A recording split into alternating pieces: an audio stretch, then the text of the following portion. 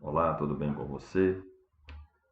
Bom, hoje nós vamos conversar sobre o controle concentrado de constitucionalidade.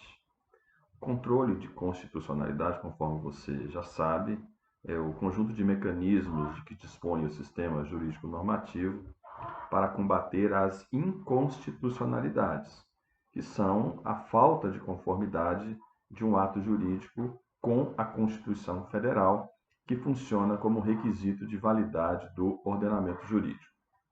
Nós já tivemos a oportunidade de estudar o controle difuso de constitucionalidade, que é aquele que se opera perante qualquer tribunal, instância ou juízo, que não tem um rol limitado de legitimados ativos para a causa, além de outras características. O controle concentrado é aquele que se opera também judicialmente, ou seja, se dá por meio de ações judiciais, por meio das quais eu vou tentar combater inconstitucionalidades verificadas no ordenamento jurídico, só que ao contrário do controle difuso, que se opera em qualquer tribunal, instância ou juízo, o controle concentrado ele se opera em tribunais de cúpula. Para ser mais específico com você, é aquele que se opera no Supremo Tribunal Federal ou no Tribunal de Justiça do Estado, e ele tem um rol limitado de legitimados para a causa, que são aqueles listados no artigo 103 da Constituição Federal. Bom, além da Constituição Federal, com suas regras específicas que tratam do controle concentrado, nós temos uma lei específica que trata da matéria, quer dizer, do controle concentrado perante o Supremo Tribunal Federal, que é a Lei Federal 9868/99. Muito bem. Então, conforme a gente já adiantou, o controle concentrado ele se opera em tribunais de cúpula. O Supremo Tribunal Federal ele é o guardião da Constituição Federal.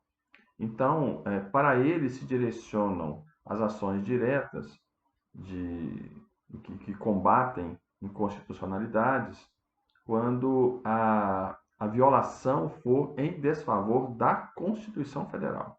Quando a Constituição Federal estiver sendo violada, então o tribunal competente é o Supremo Tribunal Federal. Para ser mais específico ainda para você, quando eu tenho lei ou ato normativo federal, lei ou ato normativo estadual, ou ainda Constituição estadual que violem a Constituição Federal, eu devo direcionar a ação para o Supremo Tribunal Federal. Em se tratando de lei ou ato normativo estadual e ainda lei ou ato normativo municipal que violem a Constituição do Estado, aí eu devo direcionar a ação de inconstitucionalidade para o Tribunal de Justiça do Estado.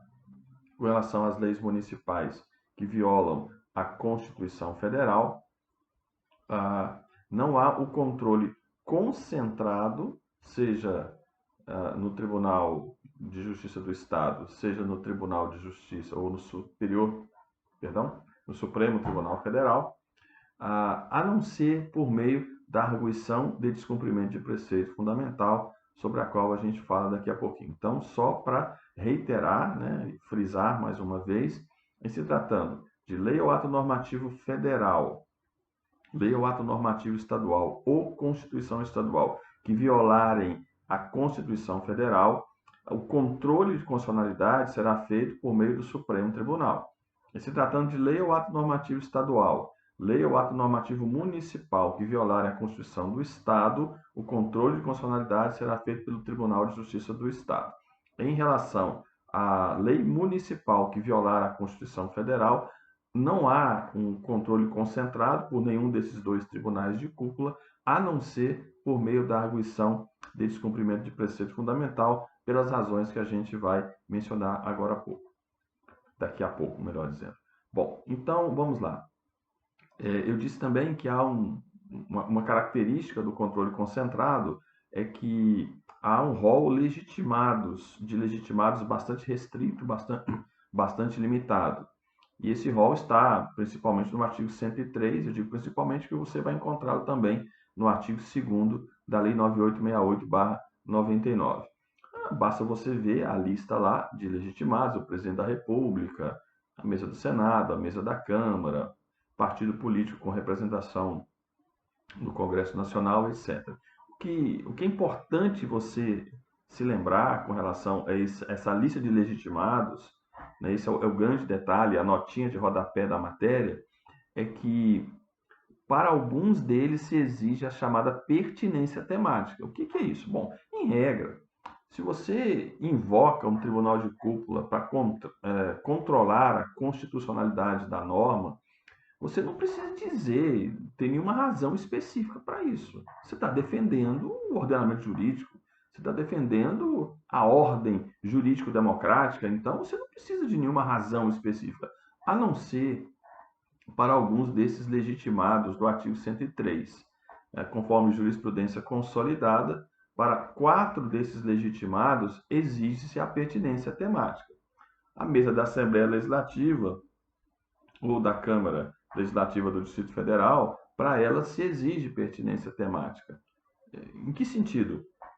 Eles podem propor uma ação direta de inconstitucionalidade, por exemplo, mas eles vão precisar dizer em que o Estado que eles representam, ou no qual estão inseridas essas câmaras legislativas, essa Assembleia Legislativa, em que especificamente o Estado sairá ganhando nessa situação. A mesma regra vale para o governador do Estado. Ele também terá que dizer o que exatamente, que vantagem exatamente o Estado que ele representa terá com a propositura dessa ação. A mesma regra vale para as confederações sindicais e para as entidades de classe de representação nacional. Ao propor uma ação de inconstitucionalidade perante o Supremo, perante o Tribunal de Justiça, essas entidades deverão dizer o que exatamente a categoria que representam, seja ela de trabalhadores ou de empregadores, enfim, qualquer que seja a situação, em que exatamente eles vão obter algum tipo de vantagem. Então, estejam atentos a essa questão da pertinência temática. Para os demais, não há exigência de pertinência temática. Há um detalhezinho importante também, sempre bom lembrar, que dentre esses legitimados ativos para a ação direta de inconstitucionalidade, para ser mais específico, está o Conselho Federal da Ordem dos Advogados do Brasil. Quero lembrar que é o Conselho Federal que tem essa legitimidade. As subseções, mesmo porque não tem personalidade jurídica própria, não podem. As seccionais também, as OABs estaduais também não têm essa legitimidade, é apenas o Conselho Federal. É sempre bom se lembrar disso. Bom, algumas características, então, do controle concentrado. É importante você estar atento ou atenta ao que eu vou dizer aqui agora.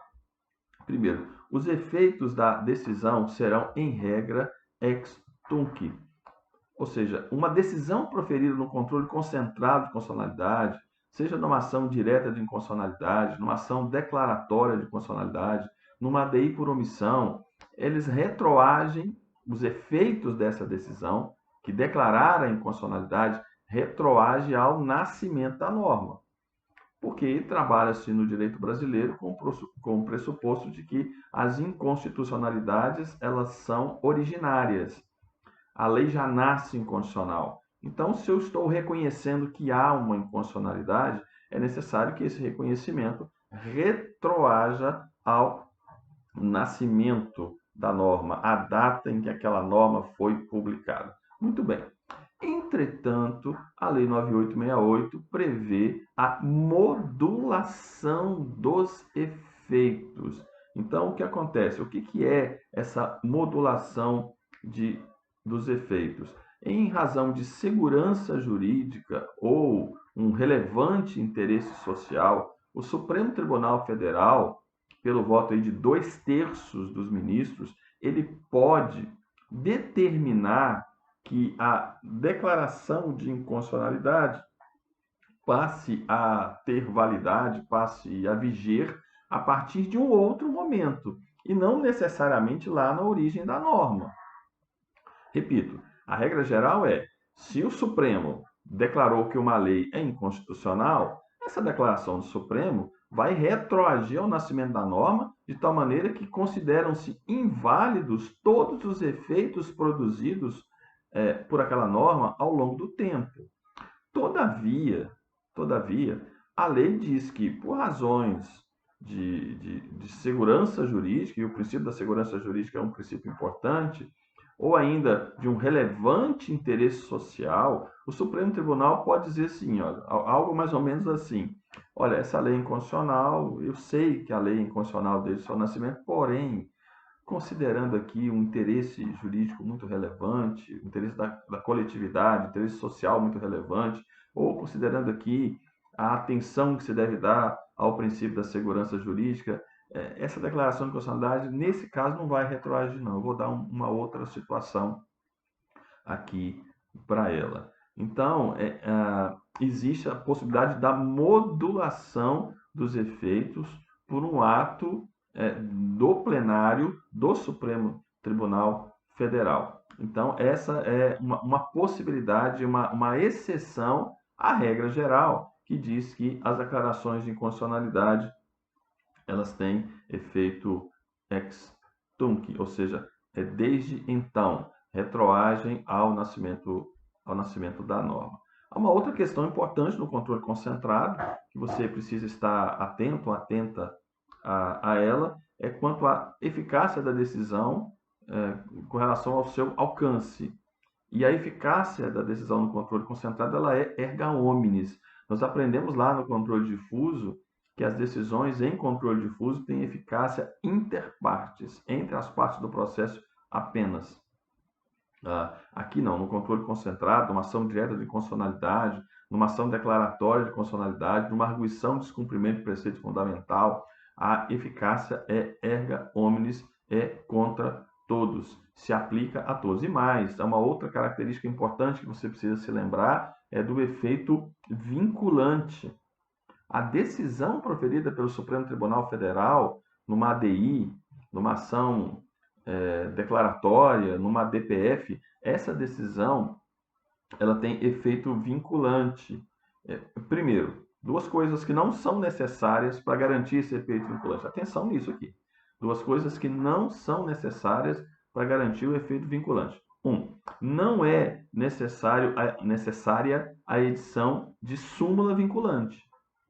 As súmulas vinculantes são um mecanismo introduzido em reforma constitucional e que consolidam o entendimento do Supremo Tribunal Federal sobre alguma matéria e também são de observância compulsória, obrigatória. Entretanto, no caso do controle concentrado, eu não preciso fazer a súmula vinculante, basta a decisão. A decisão em si, naquele processo, naquela ADI específica, já é suficiente para dar efeito vinculante à decisão do Supremo Tribunal Federal. Outra coisa que não é necessária é a manifestação do Senado. Lá, quando a gente estudou o controle difuso, a gente aprendeu que o Senado ele pode suspender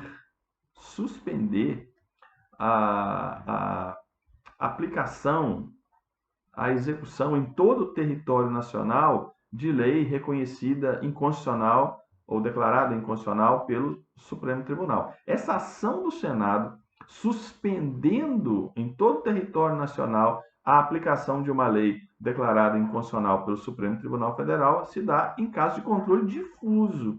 E aí é bom, de novo, fazer a observação, que fizemos em outras oportunidades, que o Supremo Tribunal Federal também faz controle difuso, sobretudo quando ele atua como sede recursal, como instância recursal, apreciando recursos, sobretudo recurso extraordinário, que chega lá ao conhecimento dele. Bom, então essas são considerações iniciais e preliminares sobre o controle concentrado. Agora, a gente vai falar sobre ações de inconstitucionalidade específicas que podem tramitar perante o Supremo Tribunal Federal e a partir do princípio da simetria com o centro também em tribunais de justiça do Estado, considerando aí os regimentos internos também dos tribunais de justiça e as legislações estaduais. Muito bom.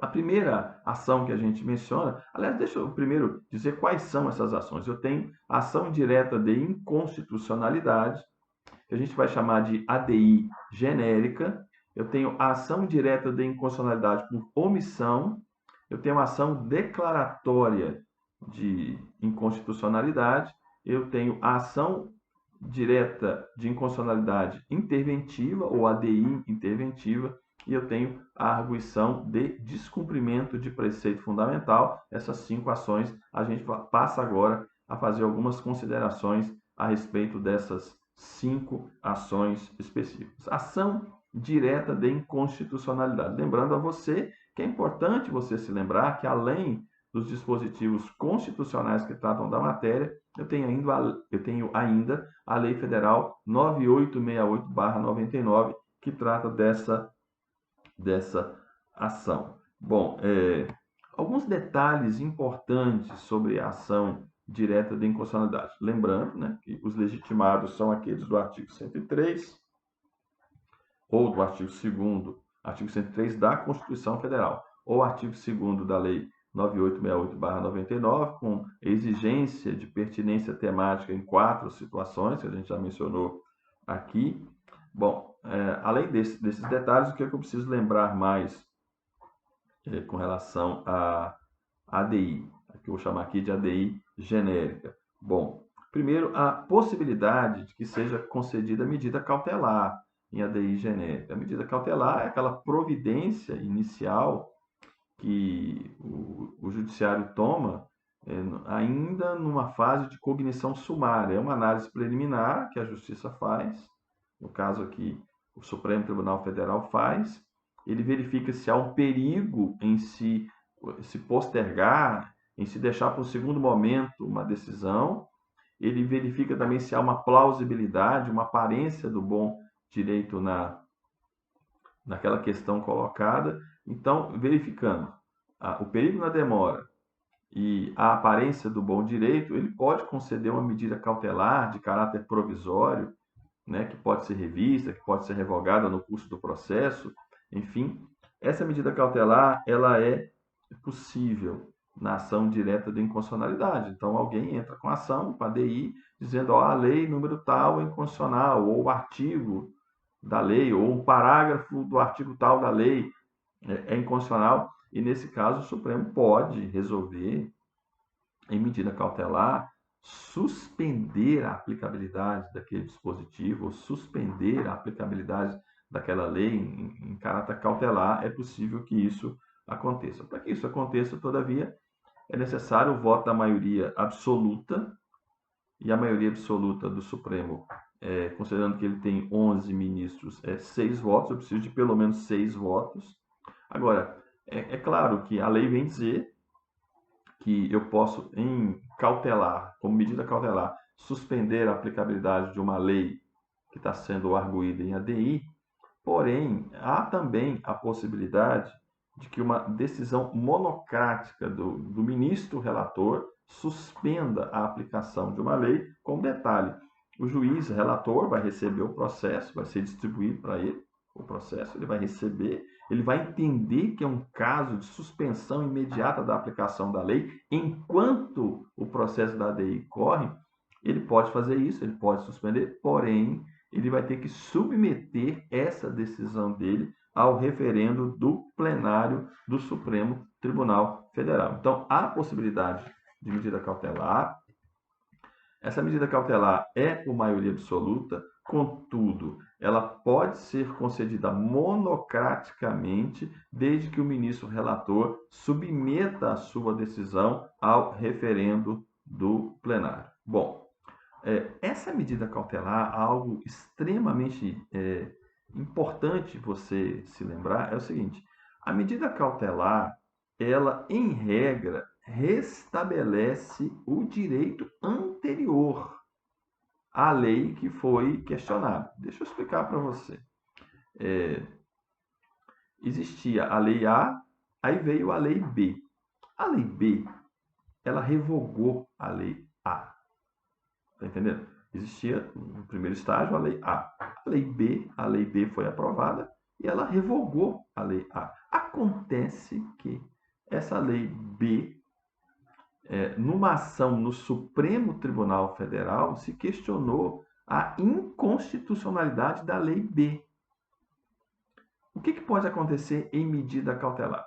Se a medida cautelar for acatada, for proferida, concedida pelo Supremo Tribunal Federal, essa medida cautelar, em regra, ela restabelece a legislação anterior. Ou seja, se uma cautelar suspender a aplicabilidade da lei B, automaticamente ressurge a lei A.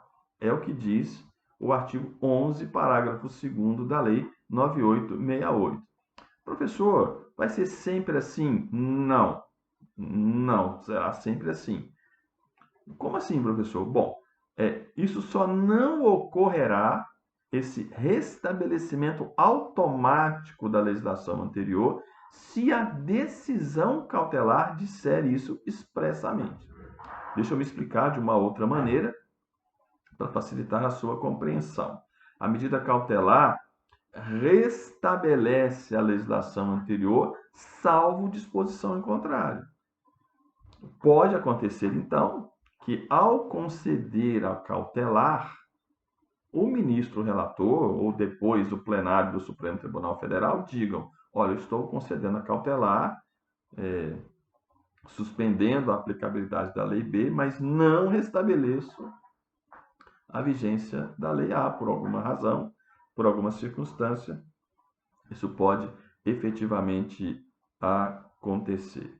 Algumas outras considerações importantes na ADI genérica é que não se admite desistência em ADI genérica, mesmo naquelas ações em que se exige pertinência temática, porque considera-se que há uma defesa objetiva da constitucionalidade. O que está em jogo não são direitos subjetivos de partes, mas um direito que pertence à coletividade, um direito que pertence ao ordenamento jurídico de que as suas leis sejam constitucionais. Portanto, não tem essa de entrei com a ação, mas vou desistir. Não há desistência no controle concentrado, não há desistência em ADI. Não se admitem as possibilidades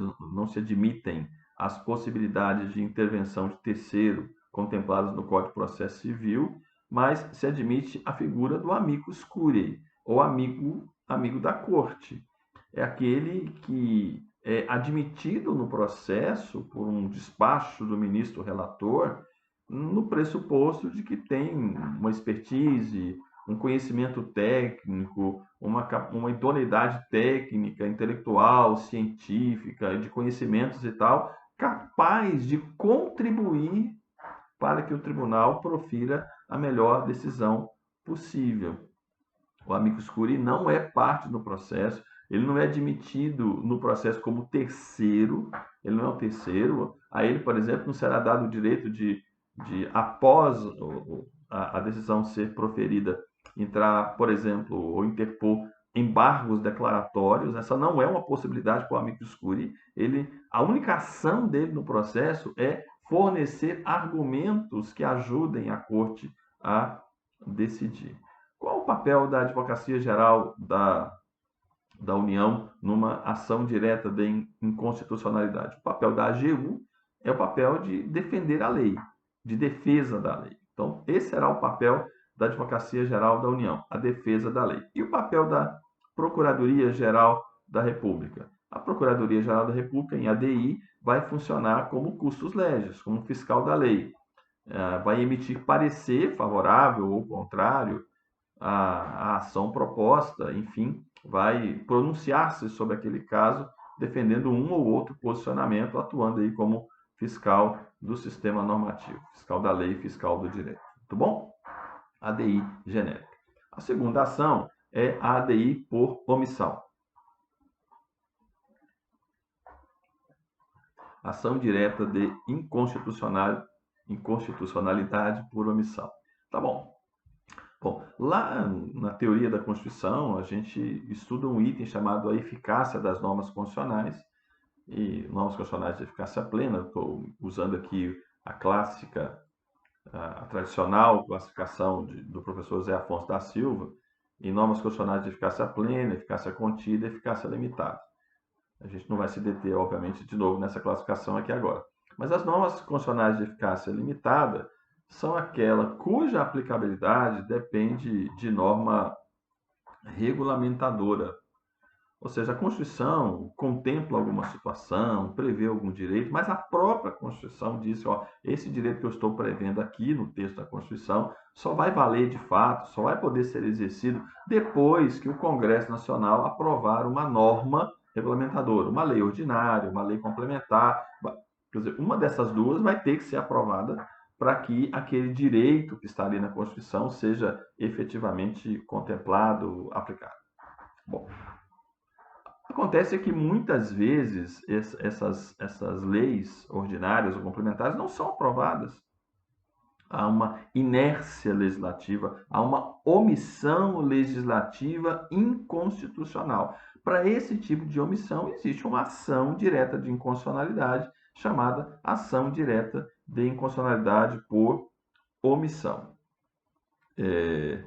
Quais são os legitimados? São os mesmos da ação direta de inconstitucionalidade. Muito bem, então vamos lá. Algum daqueles legitimados no artigo 103 entra com a DI por omissão e ele vai pedir o que nessa ação? Bom, o que ele vai pedir é que o Supremo Tribunal Federal reconheça que há uma omissão inconstitucional.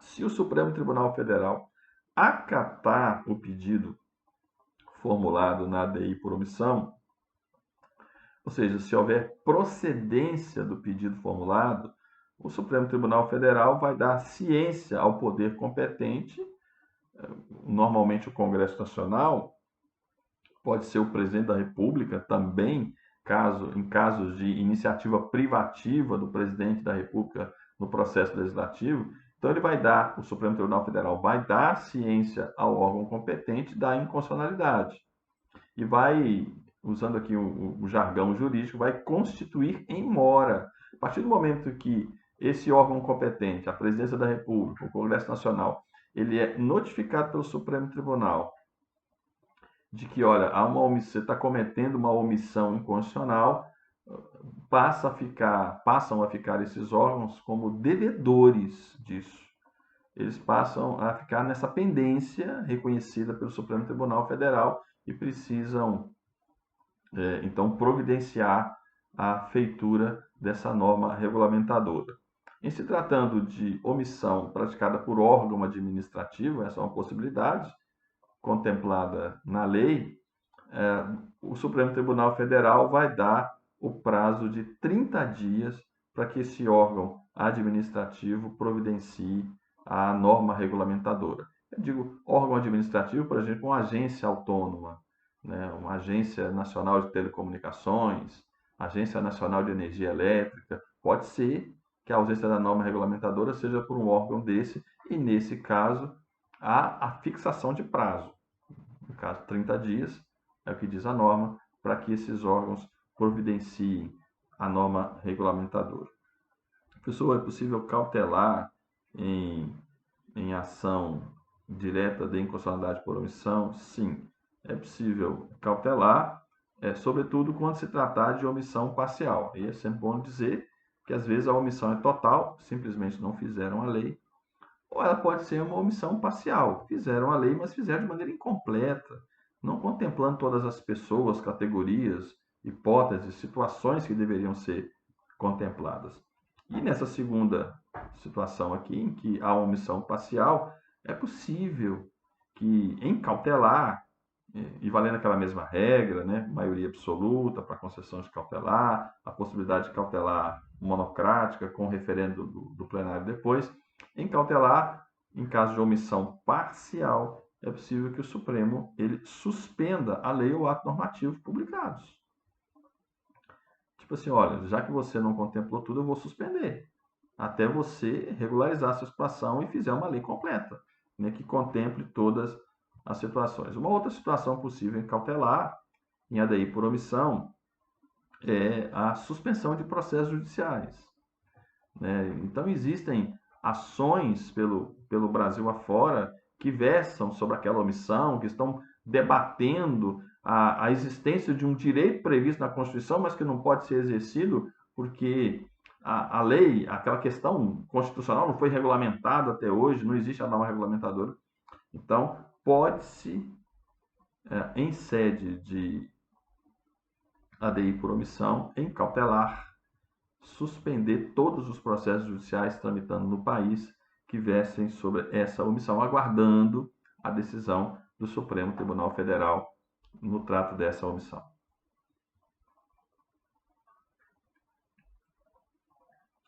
Uma outra ação, dentro desse rol de ações no controle concentrado, é a ação declaratória de constitucionalidade. Observe, já vimos aqui a ADI genérica, acabamos de ouvir sobre ADI por omissão e agora a gente entra na ação declaratória de constitucionalidade. Segundo a própria lei, a ação declaratória de constitucionalidade é cabível quando houver controvérsia judicial relevante sobre a constitucionalidade de lei ou ato normativo federal, no caso do controle perante o Supremo. Controvérsia judicial relevante sobre a constitucionalidade de uma lei ou ato normativo federal. Qual que é a situação aqui? Nós temos um país com muitas instâncias, muitos tribunais, temos a Justiça Estadual, temos a Justiça Federal, temos os tribunais de justiça dos estados, os tribunais regionais federais, então, enfim. Temos os juízes federais, os juízes estaduais, os juízes do trabalho, os tribunais militares, enfim, uma profusão muito grande dentro dessa organização judiciária brasileira. Então, pode ser que nesse calhamaço, nesse cipoal de órgãos judiciários, esse intrincado sistema judiciário brasileiro, que decisões diferentes estejam sendo tomadas sobre a constitucionalidade ou inconstitucionalidade de uma determinada lei federal. O Tribunal Regional Federal da 5ª Região entende que a lei tal é constitucional, mas o Tribunal Regional Federal da 1ª Região entende que não. Aí o da 3ª Região entende que parte da lei é constitucional e parte é inconstitucional. E, enfim, essas decisões díspares apontando para um sistema de insegurança jurídica, esse sistema, a existência nesse sistema dessas incongruências, dessas decisões díspares, demanda a ação declaratória de constitucionalidade. O que eu quero com essa ação, então? Que o Supremo acabe com essa incerteza, acabe com essa insegurança e diga, enfim, se aquela lei é constitucional ou não. Então, há uma controvérsia, observe, judicial relevante, porque há decisões de órgãos judiciários, decisões essas que são díspares, contraditórias, conflitantes, e eu quero que o Supremo Tribunal Federal me diga, enfim, quais são, ou qual é o caminho, ou se aquela lei é constitucional ou não. Da mesma forma que nas ações anteriores há a possibilidade de concessão de medida cautelar, uma cautelar que vai cautelarmente, provisoriamente dizer se aquela lei deve ser reputada constitucional ou inconstitucional, essa é uma possibilidade. Pode ser que não seja também concedida cautelar nenhuma. E nessas ações declaratórias, a cautelar seria importante para suspender os julgamentos. Observe que na ADI por omissão, uma cautelar pode suspender os processos. Na ação declaratória, a cautelar pode suspender os julgamentos. Eu posso tramitar o processo, mas no momento do julgamento, eu paraliso essas ações. Então, é uma possibilidade em sede de cautelar em ação declaratória de constitucionalidade. Algumas regras comuns a essas três ações. contempladas essas regras comuns na Lei 9868/99. Bom, a decisão, seja pela... Aqui já não falo mais de cautelar, tá? Já falo da decisão definitiva, chamada decisão de mérito. A decisão pela constitucionalidade ou inconstitucionalidade da lei vai exigir que estejam presentes 8 ministros e, no mínimo, 6 votos. Nenhuma lei vai ser considerada inconstitucional se ela não tiver 6 votos pela inconstitucionalidade dela. Ou seja, é maioria absoluta para se declarar a inconstitucionalidade de uma lei, maioria absoluta do Supremo Tribunal Federal. A decisão em controle concentrado, ADI por omissão e ação declaratória, ela é irrecorrível, cabendo apenas a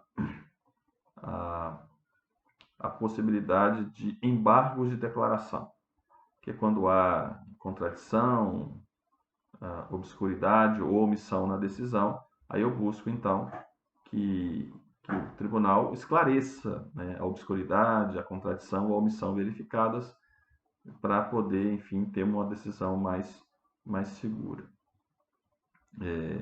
Já falamos da modulação dos efeitos. Lembrando que a modulação dos efeitos exige não mais maioria absoluta. A modulação dos efeitos exige o voto de 2/3 dos ministros. Muito bom.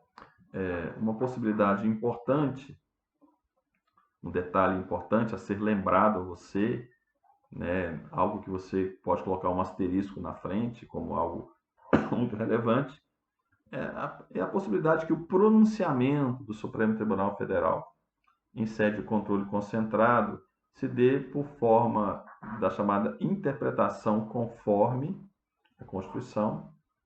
Esse é um mecanismo, né, de interpretação ou de aplicação do controle concentrado, que é a interpretação conforme a Constituição, de que resulta a declaração parcial de inconstitucionalidade sem redução de texto. O que pode acontecer? O Supremo Tribunal Federal, às vezes, ele não declara o artigo inconstitucional, ele não declara a lei inconstitucional, ele não manda suprimir aquele artigo, ele não manda anular aquele artigo, aquela lei. Não é isso que ele faz. O que ele faz é dizer o seguinte: olha, determinado modo de interpretar essa lei, ou esse artigo, ou esse parágrafo, é o único modo compatível com a Constituição. Então, o que ele declara constitucional ou inconstitucional não é o texto em si da lei, mas é um modo de interpretar o texto. Então, há uma declaração de inconstitucionalidade, porém sem redução de texto, porque o texto permanece intacto. O que acontece? O pronunciamento do Supremo Tribunal Federal é no sentido de dizer qual é o jeito correto, qual é o jeito constitucional de interpretar aquele texto específico. Chama-se isso, portanto, interpretação conforme a Constituição, com declaração parcial de inconstitucionalidade sem redução de texto. O texto permanece intacto lá na lei. Ok? Muito bom. A gente parte para a quarta dessas ações, são 5 que a gente tem que tratar, que é a ADI interventiva. A ADI interventiva, ela está prevista no artigo 36, inciso 3º da Constituição Federal. Então, você precisa ir à Constituição Federal, lá no seu artigo 36, inciso 3º. E quem tem legitimidade para essa ação? São os mesmos legitimados para a ADI? Não. O legitimado aqui é único, é o Procurador-Geral da República. Essa ação é o seguinte: é quando o Procurador-Geral da República requer ao Supremo Tribunal Federal que declare estar ocorrendo a hipótese de intervenção federal em um estado, em determinado estado. Mas o que gera, o que pode gerar, qual é a causa para o Procurador-Geral da República pedir isso, professor? Quando ocorre a violação dos chamados princípios constitucionais sensíveis, desculpem, princípios constitucionais sensíveis que estão no artigo 34, inciso 7º da Constituição. Eu tenho lá no inciso 7º do artigo 34, os princípios constitucionais sensíveis, a violação desses princípios constitucionais sensíveis, como a forma republicana, a separação de poderes, o mínimo exigido por lei a ser gasto com a educação. Quando há violação dessas imposições constitucionais, nesse caso é cabível essa ADI interventiva, essa representação interventiva proposta pelo Procurador-Geral da República. Forma republicana, sistema representativo, regime democrático, direitos da pessoa humana, autonomia municipal, prestação de contas, a aplicação do mínimo exigível em educação e saúde, são os princípios constitucionais sensíveis. Quando o Estado membro, né, como se fala, violar esses princípios, o Procurador-Geral da República pode, então, entrar com uma ADI interventiva pela violação dos princípios constitucionais sensíveis. Vale lembrar que se o Supremo Tribunal Federal acatar o pedido do Procurador-Geral da República, ainda assim será necessário que o Presidente da República, conforme o artigo 84, inciso 10, emita o decreto de intervenção. Percebeu? Olha, então, aqui nesse caso, a decisão do Supremo não é suficiente para executar a intervenção federal por violação de princípios constitucionais sensíveis. É necessário, no caso, que, após a decisão do Supremo, que acatou o pedido do Procurador-Geral da República, é necessário que o Presidente da República emita um decreto de intervenção. Sobre esse decreto de intervenção, duas informações importantíssimas, né, sobre ele é a seguinte. Primeiro, que não cabe controle político. A intervenção federal, como regra, né, você vai encontrar isso no artigo 34, aliás, o princípio adotado no Estado brasileiro é o princípio da não intervenção. A União não pode intervir nos Estados, essa é a regra geral. A intervenção são exceções, e aqui eu tenho uma dessas exceções, que é o acatamento de uma ADI interventiva proposta pelo Procurador-Geral da República. Mas nas outras formas, em todas as demais formas de intervenção federal, em todos os demais casos de intervenção federal, é necessário que o Congresso Nacional confirme a intervenção.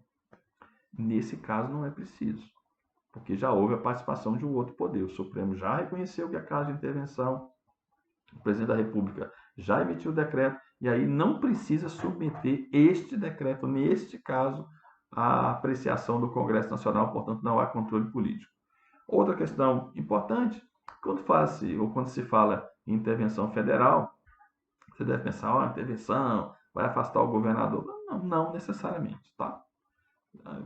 Se a suspensão do ato praticado for suficiente para resolver o problema, é o que vai acontecer na ADI interventiva. Muito bom. E a gente encerra a nossa abordagem falando da quinta ação, que é a ADPF, Arguição de Descumprimento de Preceito Federal. Bom, também contemplada na Constituição Federal e que é regulada na Lei 9.882/99. Quando houver violação ou ameaça de violação a preceito fundamental, e desde que hajam sido esgotados todos os demais meios eficazes de controle de constitucionalidade, aí cabe a arguição de descumprimento de preceito fundamental. Então, observe, o que eu, como autor da ADPF, e o autor da ADPF serão os mesmos da ADI, os mesmos do artigo 103, o que eu preciso provar de antemão? Primeiro, a lesão ou ameaça de lesão a preceito fundamental. Segundo, que foram esgotados todos os meios eficazes do controle jurisdicional, seja difuso ou concentrado, da constitucionalidade. Eu vou ter que mostrar para o Supremo Tribunal Federal, o Supremo, o que o sistema jurídico hoje me oferece não está sendo suficiente para resolver o problema. É preciso que você bata o martelo na questão, você pacifique e você coloque as coisas no eixo, porque algum preceito fundamental está sendo violado. Então a gente diz que essa ação tem um caráter residual. Por quê? O que é esse caráter residual para o ADPF ou para a ADPF? Porque a ADPF só é cabível quando eu houver esgotado, quando o sistema, o direito brasileiro, a sociedade brasileira estiver usando de todos os demais mecanismos existentes em ações diferentes pelo país afora e não está sendo suficiente para achar um ponto de equilíbrio. Mesmo que as pessoas estejam usando ações, há alguém que consegue, alguém que não consegue o reconhecimento da lesão, enfim, e um preceito fundamental está sendo vulnerabilizado. Então, essa insegurança, essa ineficácia, essa oscilação de decisões diferentes pelo Brasil afora, mostra o caráter residual. Precisa realmente o Supremo entrar em campo e resolver essa questão. É o caráter residual. Uma pergunta a ser feita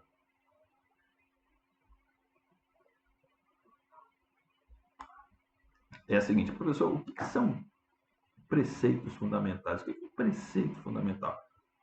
Esse conceito não aparece na lei, é uma construção doutrinária esse conceito, e como construção doutrinária admite variações de entendimento, claro, mas a gente pode dizer, ou colocar debaixo do guarda-chuva dos preceitos fundamentais, os princípios fundamentais, que estão no título 1º da Constituição, que vai do artigo 1º ao artigo 4º, os direitos e garantias fundamentais, que estão principalmente, embora não apenas, no artigo 5º da Constituição, os princípios explícitos da administração pública, que estão no artigo 37, e os princípios constitucionais sensíveis, que mencionamos há pouco, que estão no inciso 7º do artigo 34 da Constituição.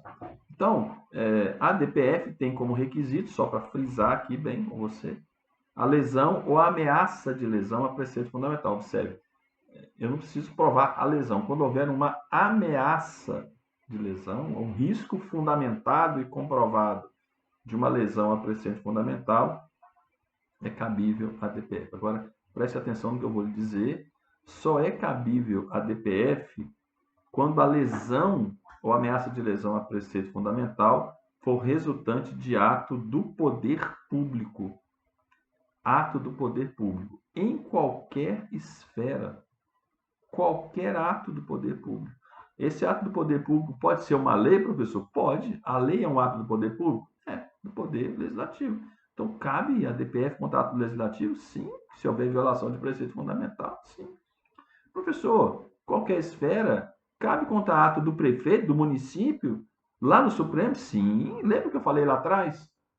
Que não cabe controle concentrado de lei municipal, a não ser em caso de ADPF, no comecinho dessa conversa de hoje? Está aí a situação. Se é contra ato do poder público e a lei não restringe que ato do poder público é esse, pode ser que seja um ato de um prefeito, de uma cidadezinha do interior do Brasil. E eu vou parar lá no Supremo Tribunal Federal para que ele dê um pronunciamento com eficácia erga omnes, né, já adiantando aqui uma característica também dessas decisões, contra aquela decisão lá do prefeito da cidadezinha de 5.000 habitantes lá do interior do estado que violou o preceito fundamental. Então, é apenas com relação a ato do poder público. Não existe a DPF quando a violação de preceito fundamental ou ameaça de violação estiverem sendo praticadas por particulares, por pessoas privadas. Não existe essa possibilidade na lei. Muito bom. Outra exigência que se faz é que a controvérsia, ou o fundamento da controvérsia da ADPF seja relevante, seja algo importante para a sociedade como um todo, cuja aplicação, mesmo que seja um casozinho pequenininho lá da cidadezinha distante, aquela decisão vai repercutir em todo o território nacional, vai implicar na solução de um problema geral e na defesa efetiva de um preceito fundamental. Cabe liminar, cabe cautelar em ADPF? Cabe sim, meu filho. Cabe. para fazer o quê? Para suspender processos e até mesmo os efeitos de decisões judiciais que não hajam transitado em julgado. Então, pode ser que eu entre com a DPF e eu peça uma cautelar, uma liminar. E aí o Supremo Tribunal Federal pode conceder essa liminar para fazer o quê? Para suspender os processos que estejam tramitando sobre aquela matéria, ou até mesmo suspender a aplicação de sentenças já pronunciadas a respeito, desde que essas sentenças não hajam transitado em julgado. Conforme adiantei há pouco, as decisões em ADPF têm eficácia erga omnes, ou seja, vale para todos, para todo o ordenamento jurídico, para todos os brasileiros, tem efeito vinculante, né, enfim, de observância compulsória, obrigatória por todos. A decisão é irrecorrível e, assim como acontece na ADI, cabe a modulação dos efeitos também. Então é isso, o controle concentrado de constitucionalidade no direito brasileiro. Importantes ferramentas de que dispõe o nosso sistema normativo para garantir o efetivo cumprimento da nossa Constituição. Muito obrigado pela sua paciência, pela sua amizade. Vamos em frente estudando cada vez mais.